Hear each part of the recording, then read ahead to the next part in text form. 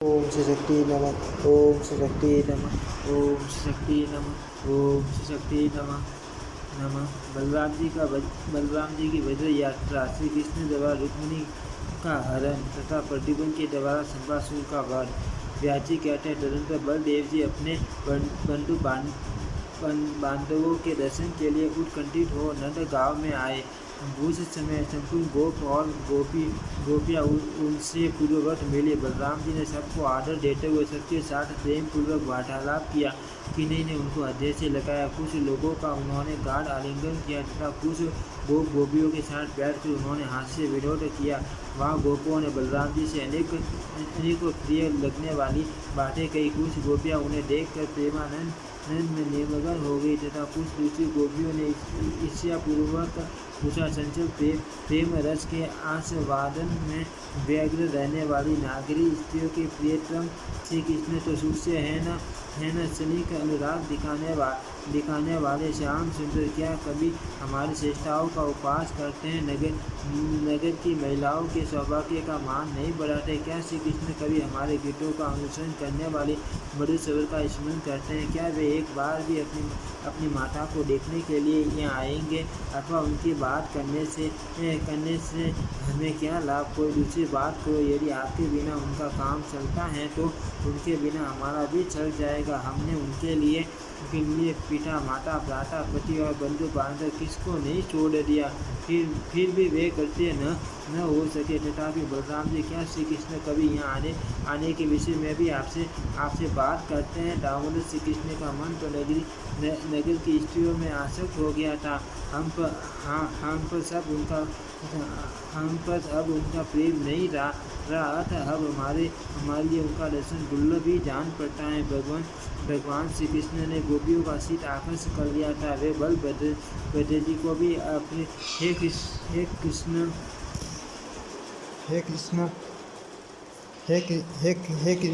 कृष्ण हे दामोदर कहकर पुकारने और जोर जोर से हंसने लगी तथा बलराम जी ने श्री कृष्ण के स्वामी मधुर प्रेम गर्भित अभिमान सुनी और अत्यंत मनोहर संदेश सुनाकर गोपियों को सांत्वना दी। फिर गोपियों के साथ प्रेम पूर्वक हास प्रयास युक्त मनोहर बातें की और पहले की बातें वे उनके साथ ब्रजभूमि में विचरण करने लगे।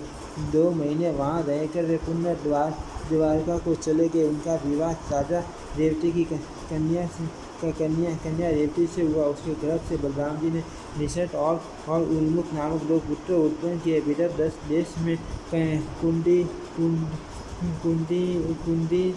कुंदीनपुर नामक एक नगर है। वहाँ राजा भीष्मक राज्य करते थे। उनके पुत्र का नाम रुक्मी और कन्या का नाम रुक्मिणी था। श्री कृष्ण रुक्मिणी को प्राप्त करना चाहते थे और मनोहर मुस्कान वाली रुक्मिणी भी श्री कृष्ण चंद्र को पति रूप में पाने की अभिलाषा रखती थी। उन्होंने कुंती ने नरेश से रुक्मिणी के लिए प्रार्थना भी की किंतु रुक्मिणी ने द्वेषवश श्री कृष्ण की प्रार्थना का ठुकरा दी। जरासंध की प्रेरणा से परम पराक्रमी राजा भीष्म ने रुक्मिणी के साथ मिलकर शिशुपाल को अपनी कन्या देने का निश्चय किया। शिशुपाल का विवाह संपन्न करने के लिए जरासंध आदि सभी प्रमुख राजा उसे साथ ले कुंदीनपुर में गए। श्री कृष्ण भी बलभद्र आदि यादवों के साथ सौदर नरेश का विवाह देखने के लिए वहाँ उपस्थित हुए। विवाह होने में एक ही दिन की देर थी। इसी समय से हरि ने बलभद्र आदि बंधुजनों पर शत्रुओं के रोकने का भार रखकर राजकुमारी रुक्मिणी को हर लिया। इससे पौंड्रक दंत वक्त्र विदुरथ शिशुपाल जरासंध और चालवा आदि राजा बहुत कुपित हुए। उन्होंने श्री कृष्ण को मार डालने की भारी चेष्टा की किंतु बलराम आदि यादव वीरों ने सामना करके उन सबको परास्त कर दिया। तब रुक्मिणी ने यह प्रतिज्ञा करके कि मैं श्री कृष्ण को युद्ध में मारे बिना कुंदीनपुर में प्रवेश नहीं करूंगा, श्री कृष्ण का पीछा किया। परंतु चक्रपाणि श्री कृष्ण ने हाथी, घोड़े, पैदल और रथों से युक्त रुक्मी की शत्रुंजयी सेना का वध करके उसे टीलापूर्वक जीत लिया और पृथ्वी पर गिरा दिया। इस प्रकार रुक्मी को रुक्मिणी को जीत कर मधुसूदन ने रुक्मिणी के साथ विधिपूर्वक विवाह किया। रुक्मिणी के गर्भ से बलवान प्रद्युम्न का जन्म हुआ, जो कामदेव के अंश थे, जिन्हें जन्म के समय शंबासुर ने हर लिया था और जिन्होंने बड़े होने पर शंबासुर का वध किया था। मुनियों ने पूछा, मुने शंबासुर ने वीरबल प्रद्युम्न का अपहरण कैसे किया और महापराक्रमी संबल प्रद्युम्न के हाथ से किस प्रकार मारा गया। प्याजे बोले, ब्राह्मणों, शंबासुर काल के समान विकराल था। उसे यह बात मालूम हो गई थी कि श्री कृष्ण पुत्र प्रद्युम्न मेरा वध करेगा। उसने जन्म के छठे दिन ही प्रद्युम्न को छुटी का गरज से हर लिया और उन्हें ले जाकर समुद्र में फेंक दिया। वहाँ उस बालक को एक मत्स्य ने निगल लिया, किंतु उसकी जठराग्नि से तप होने पर भी बालक की मृत्यु न हो सकी। तदनंतर मच्छरों ने अन्य मछलियों के साथ उस मत्स्य को भी मारा और असुरों में से शंबासुर को भेंट कर दी। उसके घर में मायावती नाम की एक युवती गृहस्वामिनी थी। वह सुंदरी रसोइयों का आधिपत्य करते थे। जब मछली का पेट चीरा गया तब उसमें मायावती ने एक अत्यंत सुंदर बालक देखा, जो जले हुए काम रूपी वृक्ष का पट्टक अंकुर था। यह कौन है? किस प्रकार मछली के पेट में आ गया? इस प्रकार कौटुल में पड़ी हुई उस प्रसंगी ये तरुणी से नारद जी ने कहा, यह संपूर्ण जगत की सृष्टि पालन और संहार करने वाले भगवान श्री कृष्ण का पुत्र हैं। इसे शंबासुर ने फौरी से छुड़ाकर समुद्र में फेंक दिया और वहाँ मत्स्य ने निगल लिया था। वही यह बालक है जो आज आपके हाथ आ गया। सुंदरी, यह मनुष्यों में रतन है। आप पुण्य विश्वास के साथ इसका पालन करो। देव ऋषि नारद के यूँ कहने पर मायावती ने उस बालक का पालन किया। उसका अत्यंत सुंदर रूप देखकर वह मोहित थी और बचपन से ही अत्यंत अनुराग पूर्वक उसकी सेवा करने लगी। जिस समय वह बालक युवा अवस्था की संधि से सुशोभित हुआ, उस समय वह गजगामिनी बाला प्रद्युम्न के प्रति कामना युक्त भाव प्रकट करने लगी। मायावती ने महात्मा प्रद्युम्न को सारी माया सिखा दी।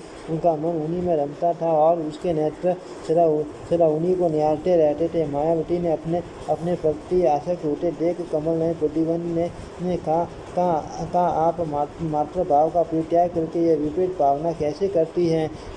मायावती ने कहा, आप मेरे नहीं भगवान श्री कृष्ण के पुत्र हो। आपने काल रूपी संबंध ने छुड़ाकर समुद्र में फेंक दिया था। आप मुझे मछली के पेट से प्राप्त हुए हो। प्रिय, आपकी पुत्र वत्सला आज भी आपके लिए रोटी है। मायावती के यूँ कहने पर महाबली प्रद्युम्न का चित्त क्रोध से व्याकुल हो उठा। उन्होंने शंबासुर को युद्ध के लिए ललकारा और उसकी सारी दैत्यों का संहार करके सातों मायाओं को जीत कर उसके ऊपर 8वीं माया का प्रयोग किया। उसी माया से प्रद्युम्न ने काल रूपी संबल को मार डाला और आकाश मार्ग से उड़कर वे मायापति के साथ अपने पिता के नगर में आए। अंतपुर में उतरने पर मायावती सहित प्रद्युम्न को देखकर श्री कृष्ण की रानियां प्रसन्न हो अनेक प्रकार की संकल्प करने लगी। रुक्मिणी की दृष्टि प्रद्युम्न की ओर से हटी नहीं थी। वे सने में भरकर कहने लगी, यह अवश्य ही किसी बड़ भागिनी का पुत्र है। अभी इसकी युवावस्था आरंभ हो रहा है। यदि मेरा पुत्र प्रद्युम्न जीवित होता तो उसकी भी यही अवस्था होती। बेटा, आपने अपने जन्म से किस सौभाग्यशालिनी जननी की शोभा बढ़ाई है, अथवा आपके प्रति मेरे हृदय में जैसा स्नेह उगल रहा है, उसके अनुसार मैं ये स्पष्ट रूप से कह सकती हूँ कि आप श्री हरि के पुत्र हो। इसी समय श्री कृष्ण के साथ नारद जी वहाँ आए। उन्होंने अंतपुर में रहने वाली रुक्मिणी देवी से प्रसन्नतापूर्वक कहा, सुरभु, यह आपका पुत्र प्रद्युम्न है। इस समय शंबासुर को मार कर यहाँ आया है। कुछ वर्ष पहले शंबासुर ने ही आपके पुत्र के छुट्टी का ग्रह से हर लिया था। यह आपके